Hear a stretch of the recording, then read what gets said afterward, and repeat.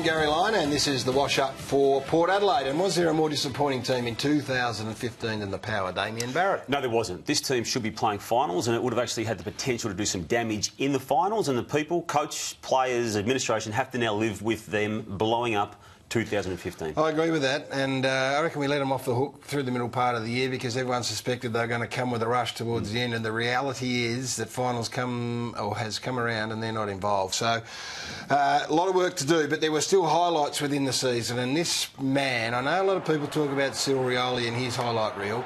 I'd stack this bloke's up against his. And Chad Wingard kicked 39 goals in his last 13 games. He is a moment player, a big moment player. He thrives on having the ball in his hand when Port Adelaide need a goal most. Yep. Look at this. This is the sort of... Hawthorn. I know. This is the audacious ability he's got. And his finishing is extraordinary. So he's the highlight. He'll be All-Australian again. He's still only a young man, and he's just a joy to watch. Yep. I've gone a bit left field with my highlight, Gaz. I love a comeback story. I love a backstory. Nathan Cracker's got as good a backstory in footy.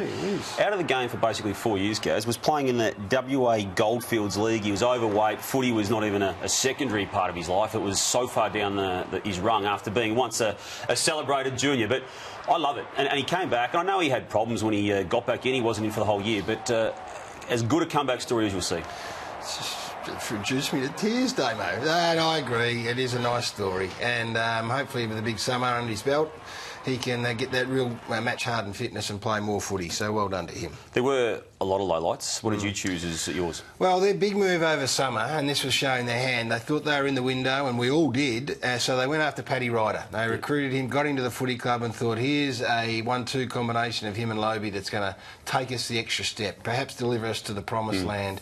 And it did everything, but in the end... The logic was sound. Well, I'm not sure it was. Oh. No. Because in the end, you got Paddy Ryder, who was at Essendon, was always needed to be a ruckman. And they've got Lobie there that they'd signed to a 5-year deal as their ruckman, who'd had a great year. So all of a sudden you got two blokes who want to play in the same spot, and it didn't work, to the point where Lobie in the end had to play SANFL footy. So Paddy Ryder is a ruckman and needs to play in the ruck. What they do with Lobie over the next few weeks is going to be interesting. Well, it didn't help either when your big recruit didn't know the rules, Gary, in a particular game late in the piece. Yes, Damo.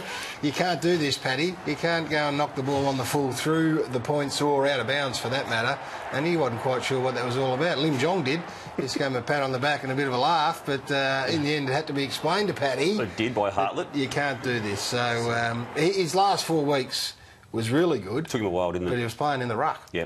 My highlight was goes back to early in the season, Gaz. Kane Corns decided to retire after his 300th game, and a great career. Loved watching him play and battle through. But it just, I reckon, when you look back on it, almost gave us an inkling of what was unfolding at Port Adelaide at that stage. What was? Well, it just wasn't right. I mean, a proud warrior that he was, and I know the reasons why, and he explained those reasons pretty thoroughly. And every time you query it, he tells you and asks you why you're querying it. But it just meant that round 8, their great servant for so many years, and a regular top 3 in the best and fairest, wasn't there.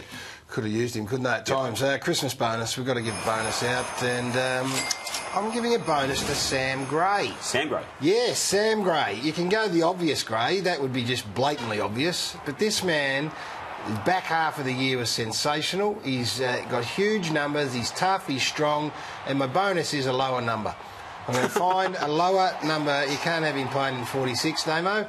So over the summer months, we're going to get Sam Gray into a number somewhere in the, 10 to 20s. And well done to that young man. No, well done. You'd have a good year. But Robbie Gray's my bonus. And Gary, no, look, he had a great year last year. Obvious. MVP. His performances this year, after a relatively slowish start, they weren't far off what he produced last year. The difference was his team not playing high-end finals. Does he need a bonus, though? He's well paid anyway. He does need a bonus because he backed up what he did last year, and that was important. How much of a bonus? A good bonus. Well, he's already on big money, so does he need a bonus? Give him more, because he did stand up, and when it did get tough, he was there. As Boak was for part of it. He to me, had nearly as good a year as his breakout year last year. Chopping block for you guys in 2.15 for the Port? Well, I don't like doing this particularly to this man, because I enjoy his endeavours, but John Butcher, you can't survive, I don't think, in this competition if you've got the kicking woes that he has. Yep. And I know it's it might be low-hanging fruit, but they've persevered with him. They've given him opportunity in the back half, but you can't trust him at all, and he's not getting any better. And it was on show, wasn't it, even the very last game of the year. Yep. To me, it's Jay Schultz, simply because when you bring in Ryder, there's a salary cap squeeze already, and then you have Charlie Dixon nominate your club as his club of choice, and there just doesn't seem room. He still kicked 44 goals and was tracking better for a better return early in the year, but I just can't see how they can keep him in. Is it much for salary cap reasons? Going to bob up at Freo? That's possible, but not a guarantee either. All right, what do we try and find a way for these teams to be better in the following year? What do they need to get back to the sort of footy they were playing, and what sort of player? Well, they need to go back to their hard-running game, Damo. Yep. When they took the game on and when they threatened the corridor with this real dare, they were as hard as any team to combat.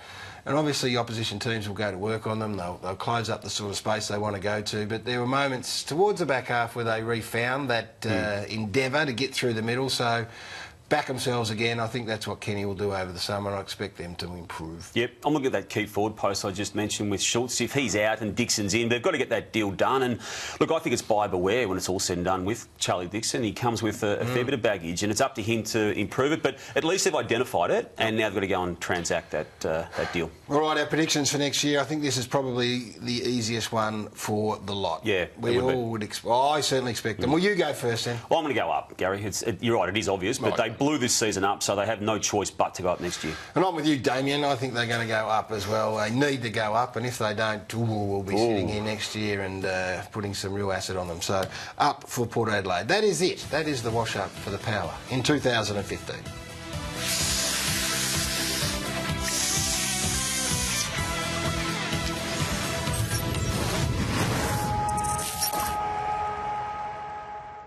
New Gurney Power Grip. Available at Bunnings Warehouse.